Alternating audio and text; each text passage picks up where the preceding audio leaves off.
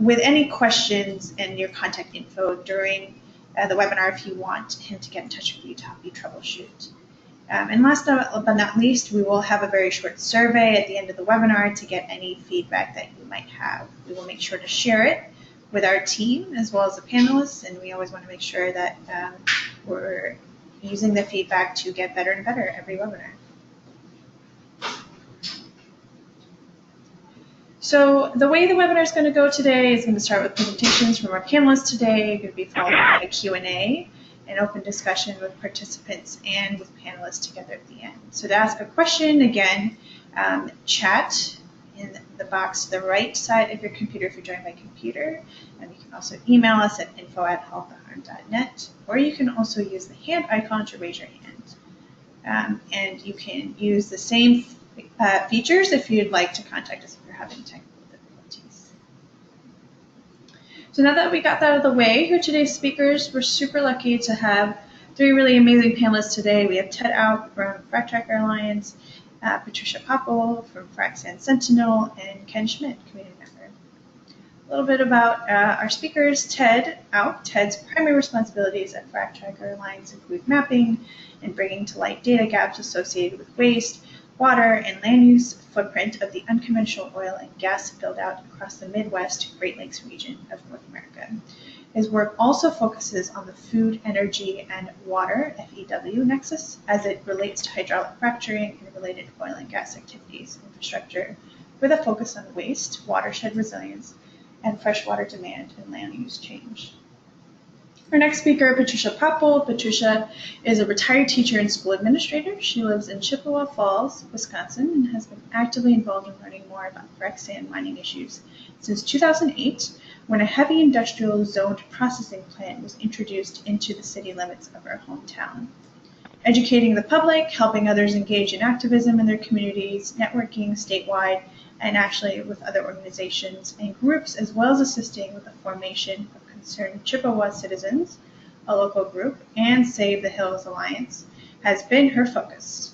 She has been instrumental in providing information about the industry and encouraging others to do so through her homegrown newsletter, the Frac Sentinel. And last but not least, we have Ken Schmitt. Ken is a resident of Colfax, Wisconsin. Ken and his wife Laura have 4 children and have a small brass-based cow calf operation. He's a former Chippewa County Board Supervisor and Chippewa Valley Electric Board member. They live on the southern end of a large industrial sand mining district, and he has spent the last 9 years studying and working to protect citizens in the vicinity of the mines from the negative side effects of the industry, as well as speaking at informational seminars about the industry and giving tours of the industrial mining district.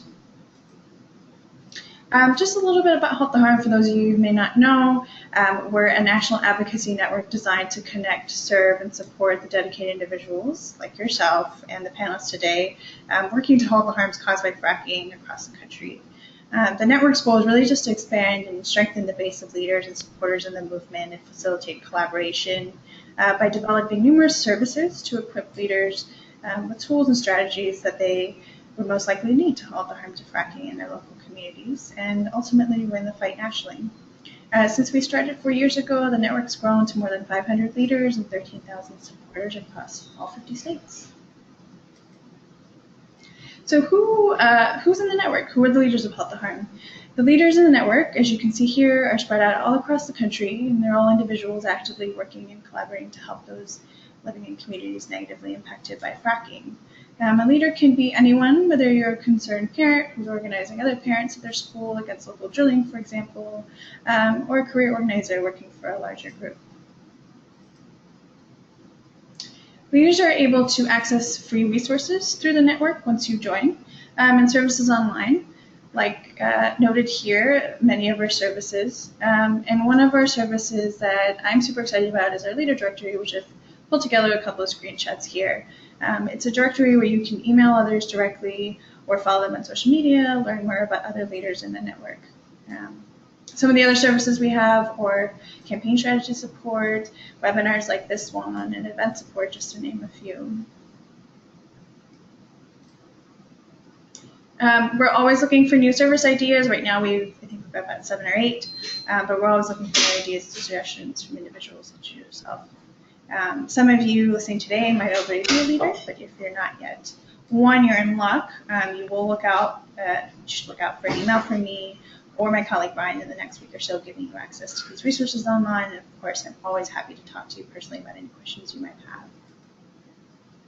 So with that, I'll hand it over to our panelists to get the presentation section of the webinar started. And we will start with Ted.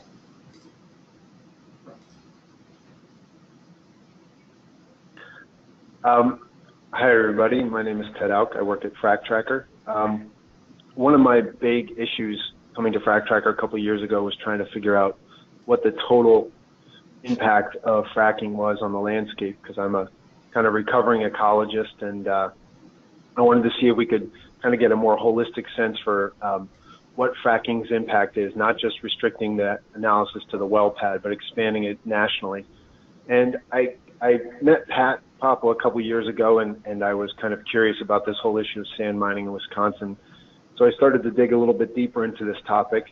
I'm going to take you guys on a little bit of a tour of what I've seen in some of my travels, as well as some of my research at FracTracker, as to the effects of fracking or frac sand mining on the landscape. We're going to kind of travel from the Great Lakes of Michigan, where they're dune mining for sand, all the way down into, or west to Wisconsin, and down into Illinois, where we've done quite a bit of work. Next slide, please.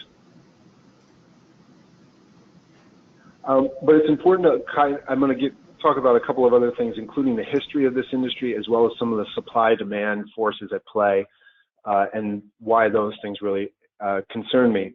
It's important to first understand a little bit of a history, and the history with regard to sand mining is that the fracking industry was originally relying on geologic sand formations in Oklahoma and Texas for quite a bit of time, up until about 2005 and 2006. That sand down there is called the Brady Brown sand. It's a very angular, crumbly, highly silt clay rich sand, and that was kind of the primary source of sand for the industry for many, many years. But as the industry started to explore different areas, namely the Marcellus, the Utica, and the Bakken in parts north, they had to find a source of sand closer to them when they got up there, and then they turned their gaze to places like Minnesota, Wisconsin, Michigan, Illinois. And what they found when they got there was this really pure, highly reliable, round and crush-resistant sand that they could use in the fracking operations as proppant to keep open the seams that they fracture. Excuse me.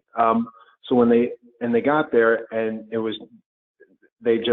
were overwhelmed. So all of the frac sand mining industry has pretty much migrated north into the states I just mentioned. Now there are permits, there are proposals for sand mines south of San Antonio and some other places in Texas in recent times, and that's kind of coincided with the drop in oil and gas price. So when the oil and gas falls off the cliff, these guys are looking for cheaper sources of sand, so they go back to the original sources. But needless to say, most of the sand is coming out of these states I just mentioned: Minnesota, Wisconsin, and Illinois. Next slide, please. Just to give you a representation of what we're talking about, the stuff on the left, that's a really quartz-rich Minnesota sand grains. That's the stuff that's being used today in plays all over the United States. And on the bottom right, that's that Brady Brown that I was talking about. And you can see the uniformity is quite different, and the kind of grain size and these large cobbles in that stuff in the Brady Brown doesn't make it very suitable for oil and gas development. You can imagine if you're spending $8 to $10 million on a well pad and you're using the Brady Brown stuff and it gums up the works, you're going to really want to look for a different source of sand, and that's what they've done. Next slide, please. Also, I wanted to talk, so that gives you a sense for the history, what the sand actually looks like. Now, what are the market forces at play? Because really this comes down to dollars and cents. And it's important to realize a couple things. And this data, these graphs come straight from USGS data. USGS has said for several years now that the frac sand mining industry now rivals or supersedes the previous major uses of silica across the United States. You can see some of those prior uses, current uses today, but the other uses for this stuff that we're talking about. And those other industries are actually going to different to some of those older plays, the Hickory, the Brady formations that the fracking guys used to rely upon now for their uses. But really, this is a boom. I mean, this is a massive boom. 40% of historical production and 81% of gross revenue in the silica industry has been achieved since the late 90s. That coincides with the opening up of the Barnett Shale. So there is a major amount of money being made here. And what concerns me is with this boom bust cycle, you see a lot of small mom and pop operations opening up, closing, and that comes along with that huge volatility in jobs, in revenue, and all sorts of things at the local level that Ken and Pat can talk about. But needless to say, at the macro level, this is a huge boom. Next slide, please.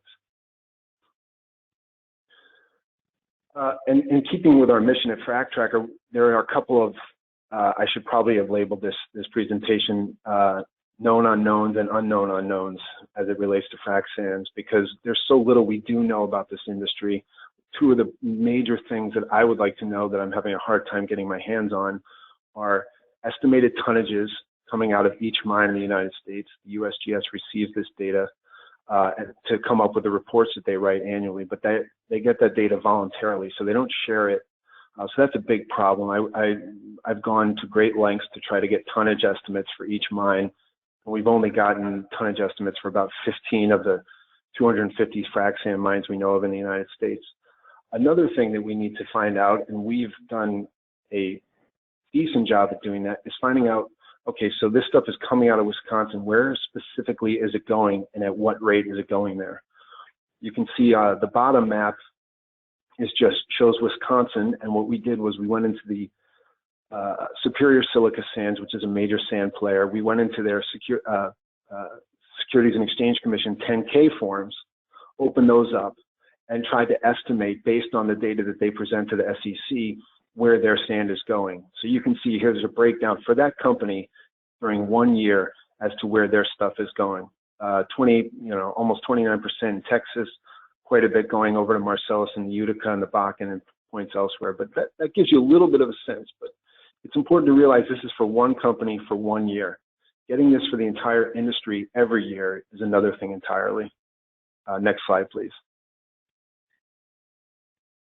Getting back a little bit to the economics of this, because that's really what it comes down to. You can see here, EOG Resources CEO Mark Popple says that those who have sand or access to sand can pretty much charge what they want for that sand.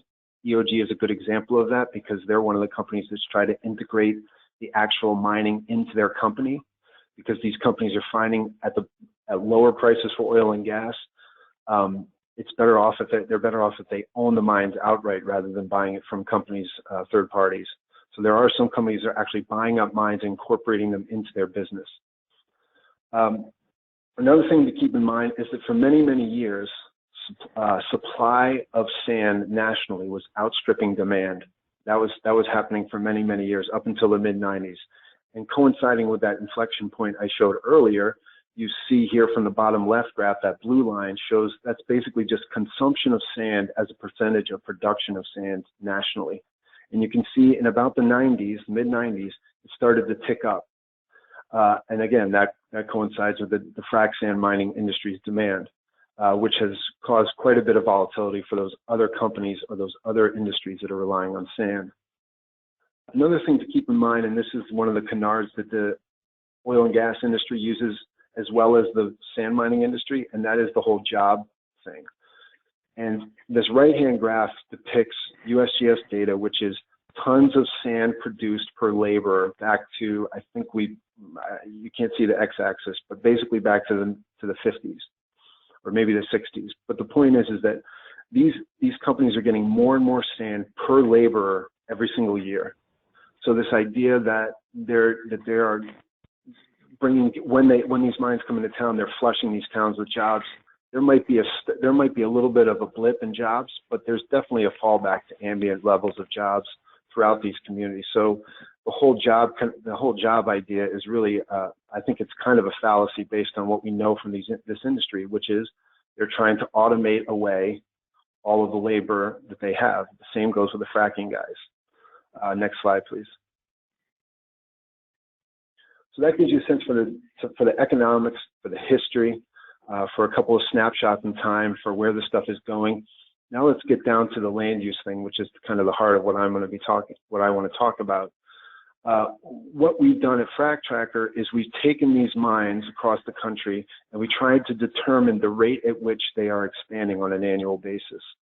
I'm going to show you two snapshots, one for this mine, a Unimin mine southwest of Minneapolis, and then the second one I'm going to show you is southwest of Detroit. So what we're looking at here is a very rural area southwest of Minneapolis in LeSueur County. And you can see here in September 2003, that small polygon on the left-hand side, that was the extent of that mine in 2003. It boomed to 561 acres in April 2015. Now, say what you will about 561 acres, but the point here is that based on parcel ownership in LeSueur County, and that I'm going to ask you to shift to the right-hand side of the slide, you can see that purple area is the total ownership of parcels by Unimin. Unimin has the potential to expand to 6,500 acres if the price is right for sand in this area. So what we're saying here is that the current and past rate of change of land use change by the industry could be potentially dwarfed by what we know about what they own going forward. 6,500 acres in this neck of Minnesota might not be a huge deal. I mean, most of it's dairy farms and some high value timber and that kind of thing. But contrast that with the next slide. If you could go to the next slide. This is an example of a highly population dense area southwest of Detroit. This is South Rockwood, Michigan.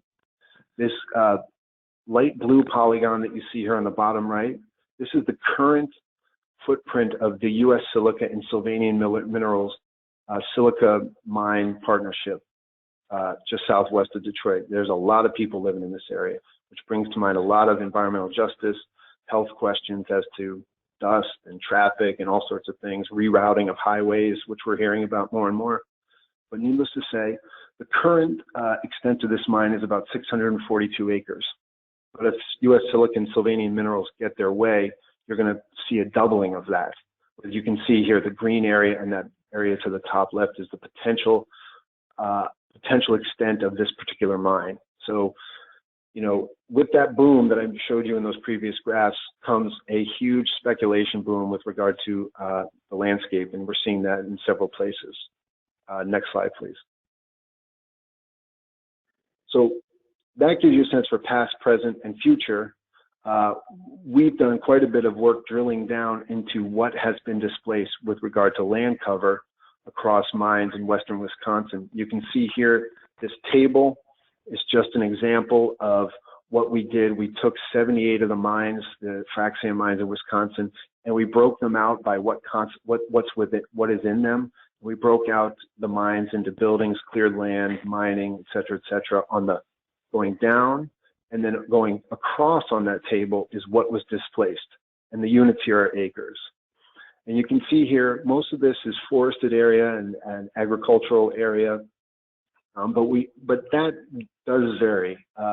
In Trempealeau County, which maybe Pat and Ken can speak to a little bit more, there is a lot of evidence that the mining industry is picking off forested bluffs because they can convince the miner that, you know what, all we got to do is take the trees off, take the sand out, reclaim it, and you can use that land. So there is a kind of double whammy incentive towards deforesting an already fragmented landscape. Next slide, please. So that gives you a sense for land use, and we're going to get back to that, but I think it's important to understand the demand side of this equation, and I'm going to keep this really brief. What we're seeing from data in West Virginia and Ohio is that demand for sand is increasing by about 15 to 20% per year per lateral in Ohio and West Virginia. We're talking about 4,200 to 5,000 tons per lateral right now. This is up from 230 tons in 2000. We're hearing about 8, 10, 12,000 ton laterals in Ohio and West Virginia coming down the pipe. But what's interesting is that 15 to 20% increase in demand is not completely accounted for by the fact that laterals are getting longer. Because as you can see here, laterals only increasing by about 3 to 3.5%. What I think, and this is this is speculation here, but what I think is happening is as this industry expands out from the core of the plays that they've looked at across the United States, they are getting more and more desperate because they're getting less and less product out of the ground, and they're relying more and more on water and sand to goose the wells. And that's why you're seeing this uptick in demand. So, this is something that should concern everyone, because that means that the rate at which these guys are using resources versus what they're getting out of the ground is getting less and less efficient. So that's very, very concerning. Next slide, please. This slide just gives you a sense for the spatial geographic sense for what could potentially be mined. The top right image I've showed you several times already, that's the St. Peter sandstone. That's the really good stuff that the industry is targeting. And the bottom left is from a recent USGS report, which talks about some of the secondary and tertiary sand mining plays across the United States and what they could potentially produce. So the St. Peter is dwarfed by these secondary and tertiary plays, which are about 10 times more area than the St. Peter sandstone. So this gives you a sense. That stuff on the top right, that's the really good stuff. The other stuff, this is the lower grade stuff, which I would suspect the industry would rely upon as oil and gas prices dip again. Next slide, please. I'm going to keep this one really brief. This is just some analysis that we did across the St. Peter sandstone in the states where it exists, and we broke out potential land use change concerns by land cover type: crops, forestry, wildlife, pasture, hay, wetlands, and then we kind of itemize where those disturbances are most likely to occur. And you can see here the states where we're talking about. But there's a significant amount of acreage that this industry has in its sites, and the questions of reclamation come up all the time, and I'm not sure this industry knows what they're doing with regard to that. Next slide, please. I titled this slide "Sand, Soil, and Climate Change," and that's because I'm a recovering soil scientist. From the work that we've also done, we're trying to figure out what types of soils lie above this sand, and this slide just gives you a sense for what we're talking about. These are some of the thick prairie soils that are highly productive, depending on how you use them, and can stay so for many, many years. But if you replace them with sterile sand, chances of them remaining that productive are slim to none. You can also see here nearly 50% of the square mileage of potential silica sand sits beneath the breadbasket of the United States, which brings up questions about food security versus energy production. And then the other thing to keep in mind is that the sands that are being mined today versus those Oklahoma and Texas sands from a climate change perspective sit beneath ecosystems that store 1.6 to 2 times more carbon than the Oklahoma and Texas sands did. So as these guys migrated north, they're displacing ecosystems that store and capture more carbon, more greenhouse gases than the ones that they were replacing in the past. Next slide, please. Just briefly, what we've done is we took a really granular look at the types of ecosystems that are being displaced in or could be displaced in Wisconsin from an agricultural and an foresting perspective. Tried to put a monetary value on that, because nothing speaks to people that aren't really concerned about this topic like dollars and cents. So we try to do some ecosystem service valuations for a lot of these areas, these polygons. And these are some of the numbers we came up with. I'd be happy to share these in more depth with the audience at a later point. Next slide, please. This again just speaks to some of the value being generated on an annual basis. This, when it comes to reclamation, and I know this from my mining experience in West Virginia and Kentucky, there wasn't a really good sense of some of these strip mines and coal mines as to what was there before and the value inherent in those ecosystems. So we're trying to do that work now so that when reclamation takes place, we can compare what was there to what ends up being reclaimed to see what the net loss is. Next slide, please. That's a sense for ecosystem services for the agricultural effect. Just briefly, and I know this doesn't resonate with a lot of people in some of these communities, but it does with me. There's a lot of concern from outside of these communities, and I'm sure Pat and Ken would say some within the communities, as to species loss and ecosystem loss. And you can see here some of the species that are at risk in Wisconsin with regard to sand mining, and I won't read them off I won't read all of them there, but you can see there's quite a few species that are endemic to this area that would be, can we replace their habitat is a really, concerning question. And there's also globally imperiled or rare ecosystems, oak savanna, dry prairies, et cetera, et cetera. So it's not just value, dollars and cents, there's also species concerns that everyone has. Next slide, please.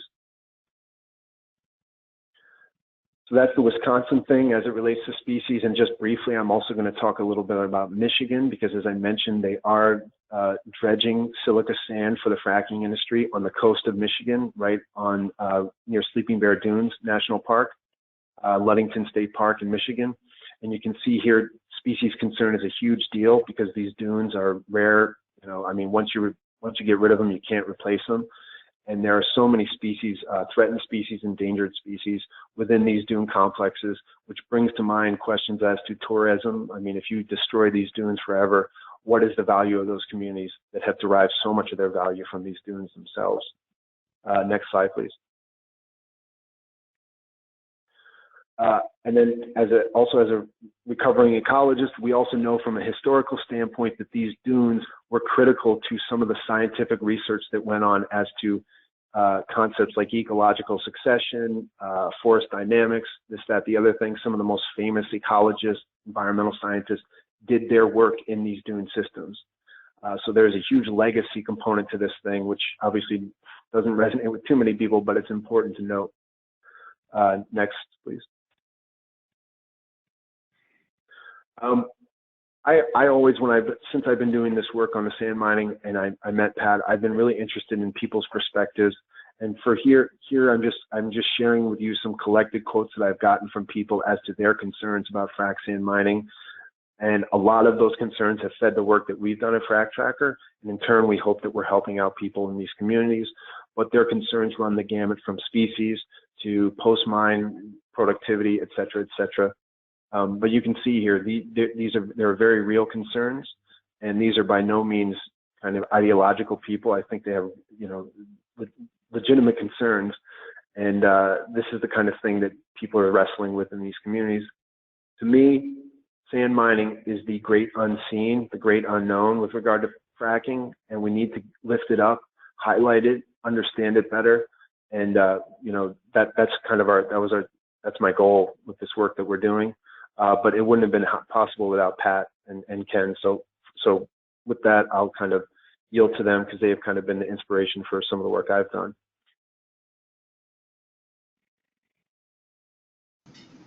Great, thanks Ted so much for that.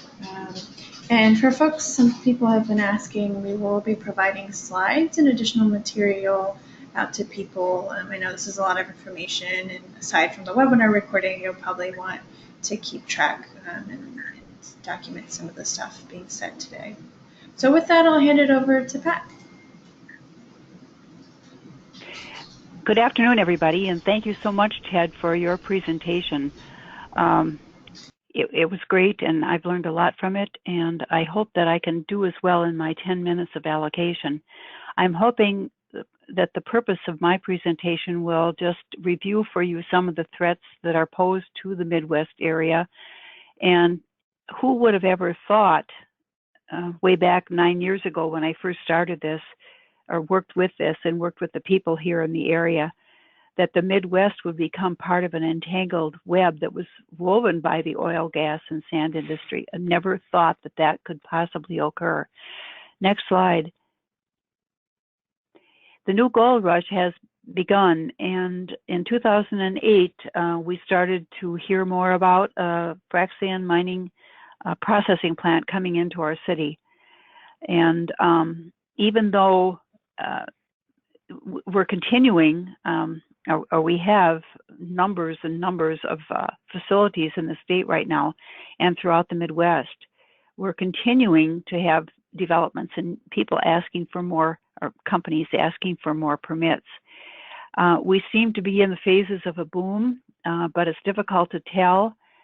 We've been in a bust, and who knows where this is going to go. What we're harvesting or what we're taking or excavating from our lands here in Wisconsin and elsewhere are from 500-million-year-old sandstones. Next slide.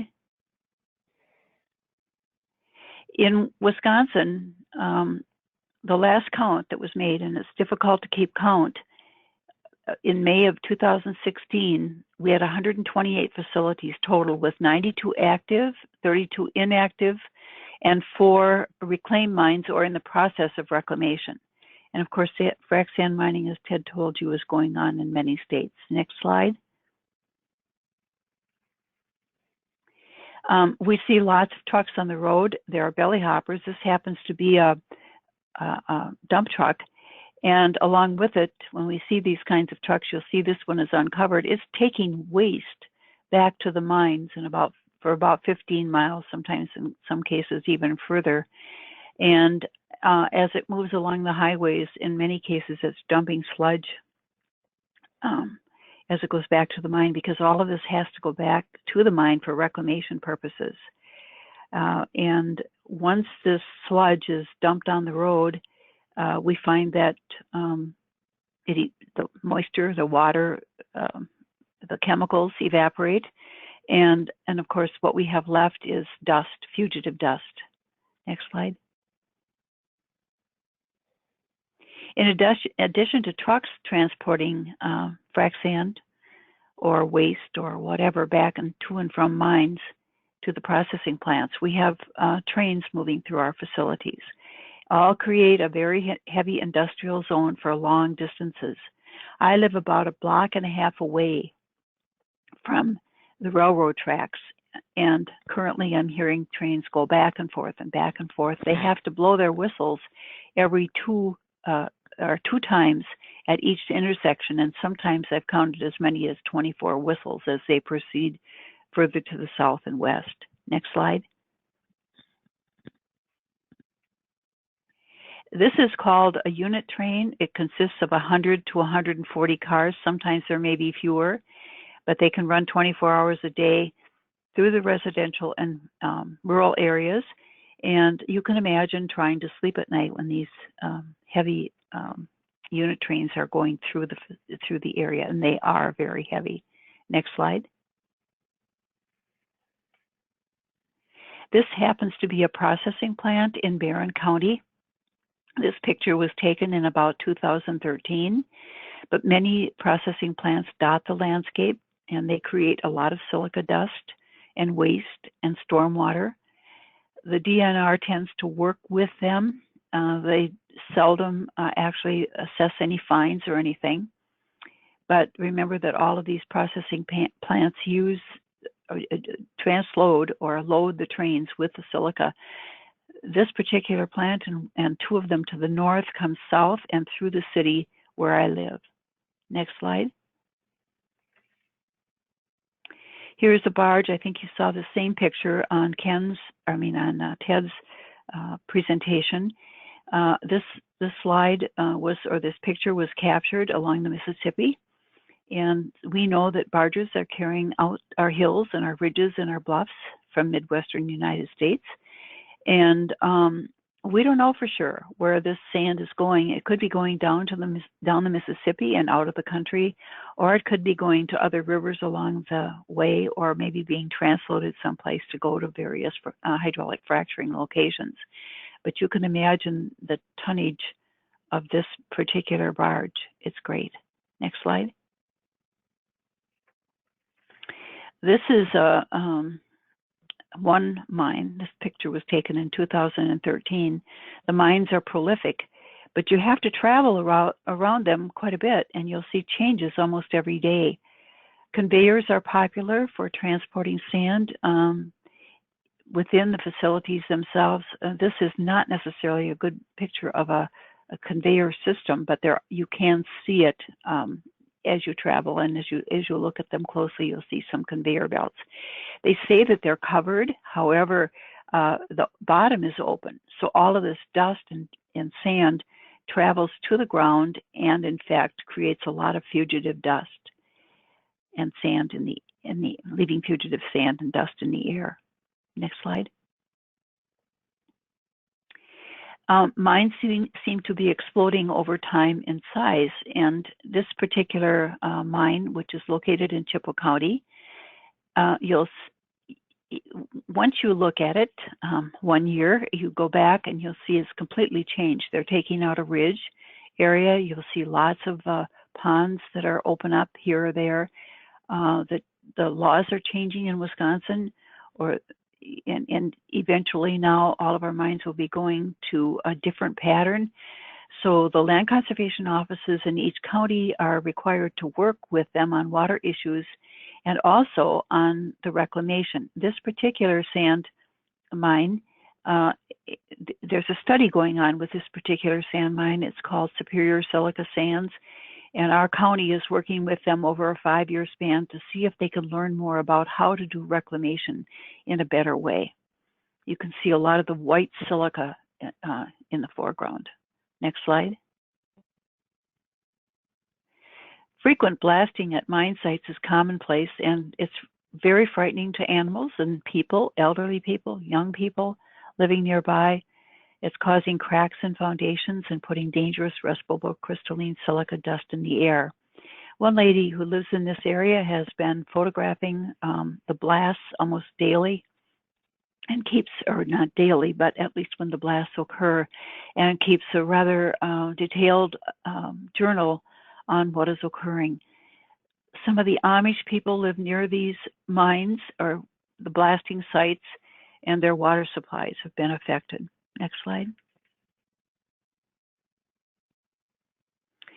Low pH levels in the water and sulfides in some of the sandstone formations, along with exposure to oxygen, are causing leaching out of heavy metals into the water supply. And when the mine is working, some people have polluted water supplies. Iron is one of the most frequent ones with as far as a heavy metal is concerned, but there are lots of other heavy metals.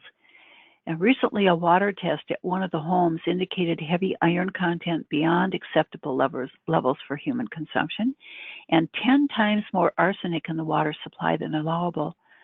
These families get no assistance from the mining companies and have to foot the bill for all expenses. And I might add that they live in their houses. However, they don't have access to their well, and the only other way they can get water is to bring in large tanks or bottled water. They have farm animals to water. They take all their laundry out because they can't do any laundry. They can't do any bathing. They can't do any dishwasher, washing of dishes or anything else because of the dangers. I think about these people a lot and wonder how they're doing it with all of the stress and strain of trying to bring in water supplies, safe water supplies for their families and their animals, and also expending the money that they might expend on other things for just water. Think of the value of water. Next slide. Here are some things to consider. Hydraulic fracturing to extract oil and gas is at least in 34 states. It's destroying lands in Pennsylvania, North Dakota, Texas, Louisiana, and the other states that you see listed there. Wells are being fracked several times, and thus the demand for frac sand increases.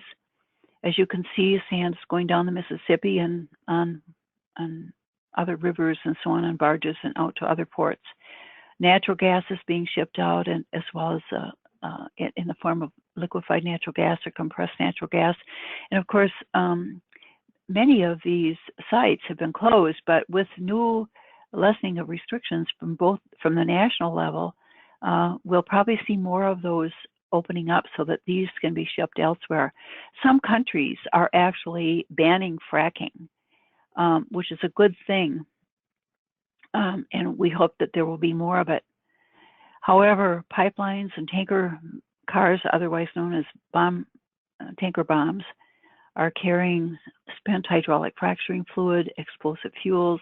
They pose problems for leaking and contaminating wetlands, wildlife, and other lands and water supplies. And I might add that here in Wisconsin, we have one particular processing plant and transload station that has been approved, even though there were 2 lawsuits which have been dropped, for the taking or filling in of 16.25 acres of wetlands, which is virtually unheard of. This is the largest taking of a wetland.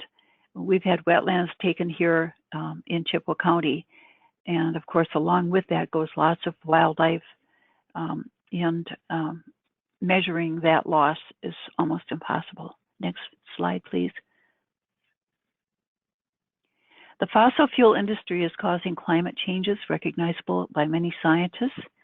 And, you know, we wonder, how can we slow down or stop this heavy industrial footprint that's being caused?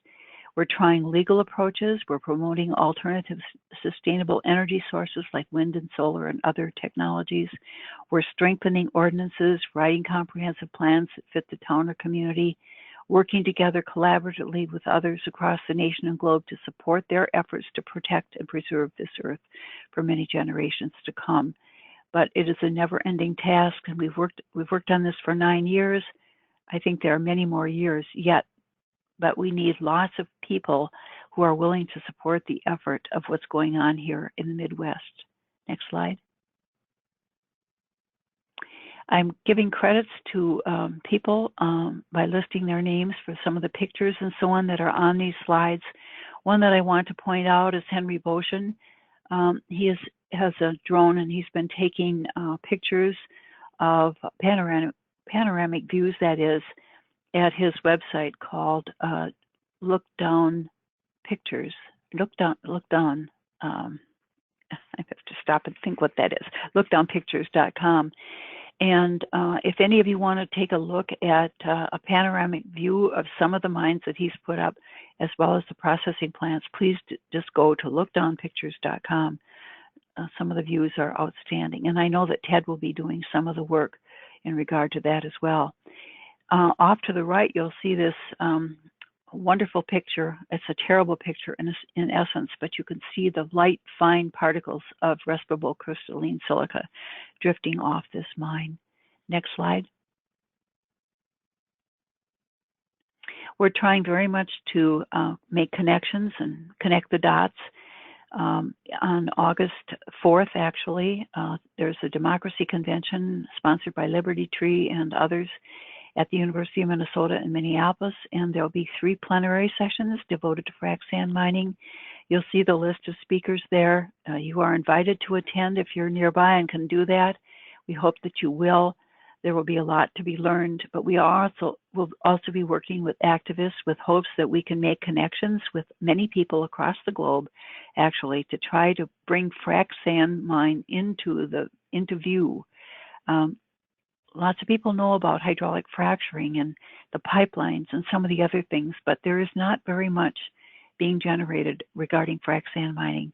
And so we hope over the next months and maybe years to generate more understanding of what's happening in the Midwest and the devastating impacts that it's having on people, on animals, and our entire area.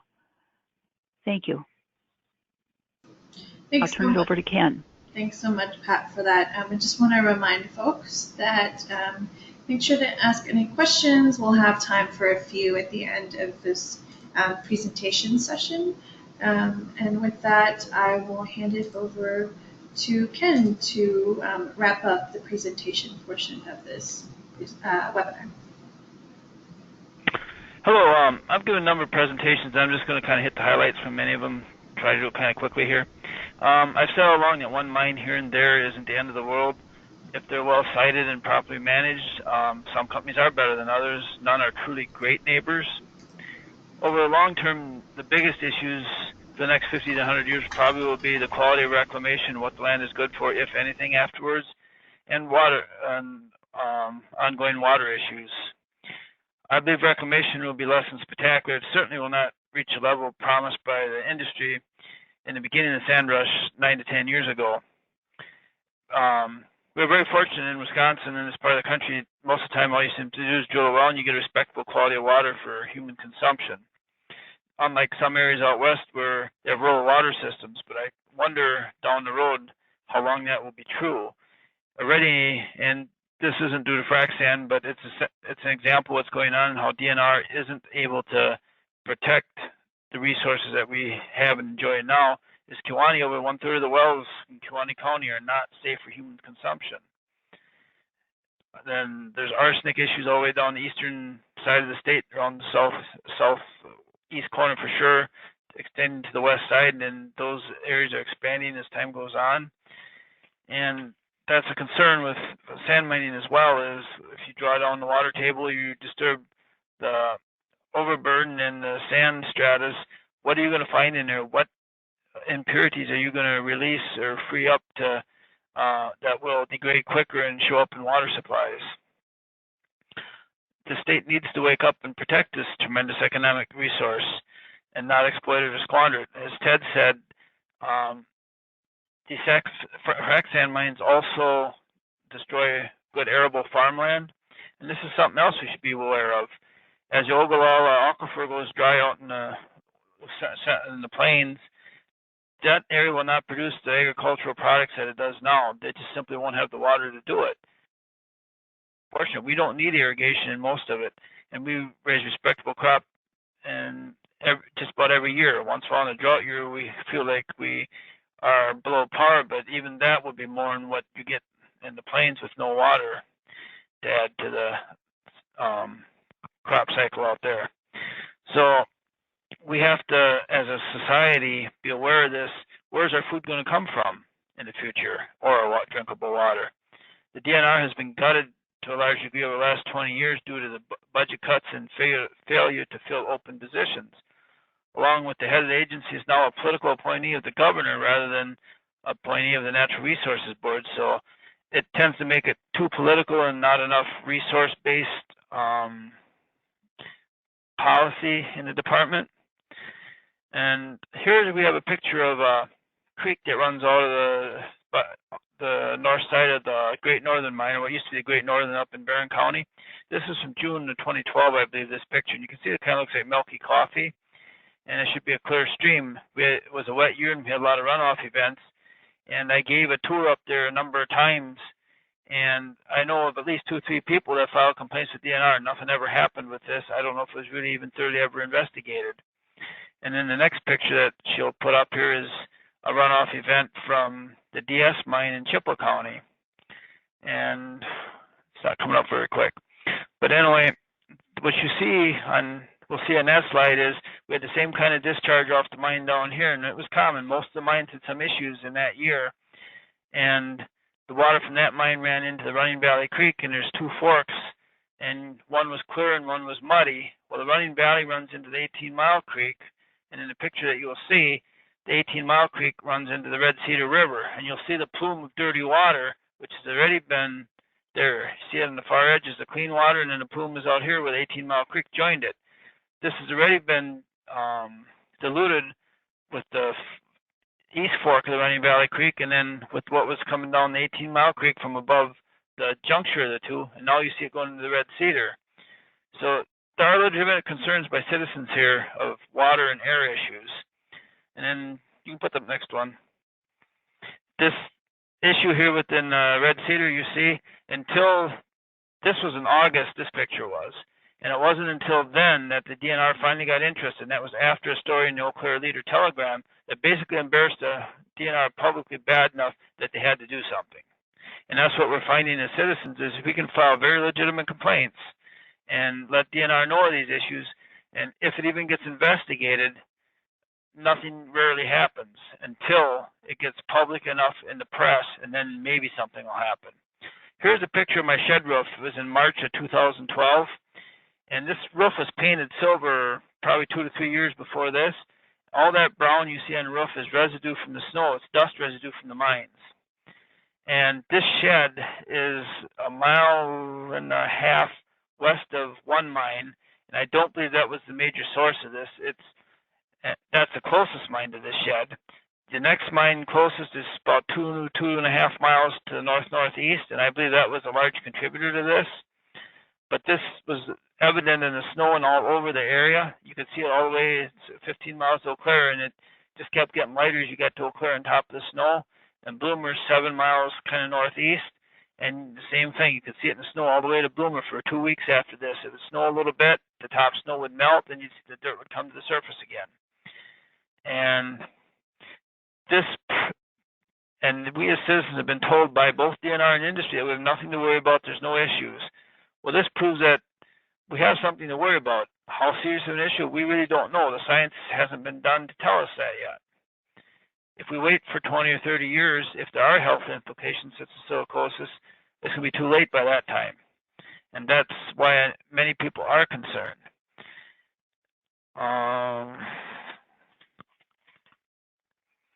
Now what we're seeing on the national level is EPA has been the one thing all along that we kind of felt helped to hold DNR's feet to the fire, but now we're beginning to see a gutting of the EPA just as we have with the DNR over the past several years in Wisconsin, and that's going to be a serious concern.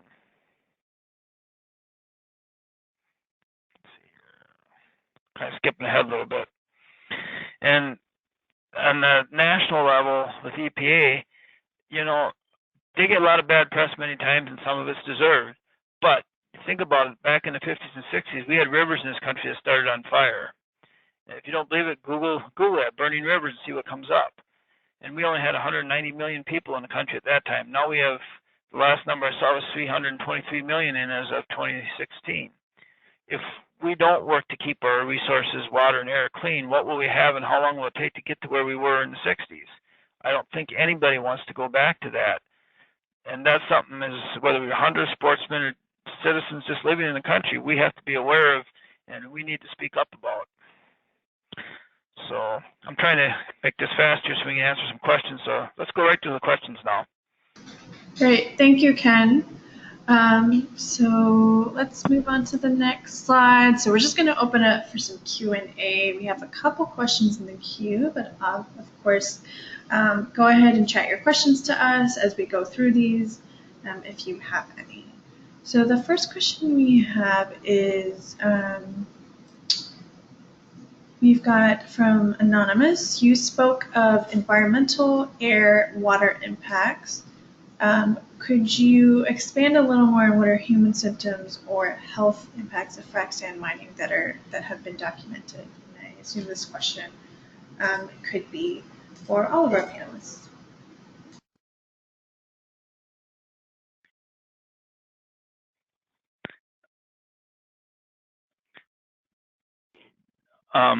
Who's going to take this? Go ahead, Pat or Ken. Go ahead, Ken. That's fine. There's concerns by neighbors. I mean, we've heard anecdotal evidence. We don't have any hard science, but there's people living near sand mines that have asthma in their 50s or they're 50, 55, never had it before in their life. And one lady in particular will go on vacation. She gets out of the country. Her daughter lives in Australia. She gets down there and she's fine. She comes back. Her voice turns hoarse and she's back to her asthma and breathing issues. And while there's no scientific evidence, anecdotally, this is kind of strong. And one wonders what's going on. And, you know, the older people are more prone to some of these issues, but also young kids. And young kids are the ones that we'll see in 40 or 50 years that it may take that long for silicosis to develop. Well, by that time, it's too late. You can't do anything about it. And that's not a very pleasant way to die, silicosis. I mean, basically, you smother to death in the end. I might just add that very little money or resources have gone into research to find out about how people living around mines are impacted. And you know, there's been crowdsourcing and to help a local university professor to do more work with his students, and that's been tremendous. But one of the things that we're fighting against are the people who put out propaganda, and we do have a lot of that coming out in Wisconsin. Various underground groups or whatever coming out with propaganda indicating that there's no problem, that if anyone dies, it will be due to stress and anxiety health-wise rather than actual physical causes. I think that funds need to be both nationally as well as statewide need to be set aside for working on some of the health impacts that occur to people. For example, on the issues regarding heavy metals in the water, we know that that's occurring. We know that the DNR has brought it out. We know that they recognize that there's a problem, and yet at the same time, they say that they're now doing a study, but they won't release the results until 2021. Well, that's a long time. People can't see what's in their water. They do not know what they're drinking unless it's being tested. And there could be heavy metals, and young children, babies, being exposed to heavy metals early on. We don't need that. We're beyond the heavy industry. We're into a technological society that should allow and value the human health system and make sure that people are kept safe and healthy. I would just say one more thing to that, which is that the rate at which these mines are being permitted and the rate at which they're expanding is dramatically faster than the rate at which peer review can keep up. You know, some of you on the phone probably are familiar with all the huge body of literature on fracking's effects on the human health. Well, cut that by 1/1000th, and then I think you get a sense for what's done on the sand mining front. And then couple that with the fact that these mines are so highly concentrated. You look at LaSalle County, Illinois, where 25% of the county could be potentially sand mined, and the rate at which those mines are expanding because they're so close to rail, and nothing has been done there. So, these guys are moving way faster than the science can keep up, for sure.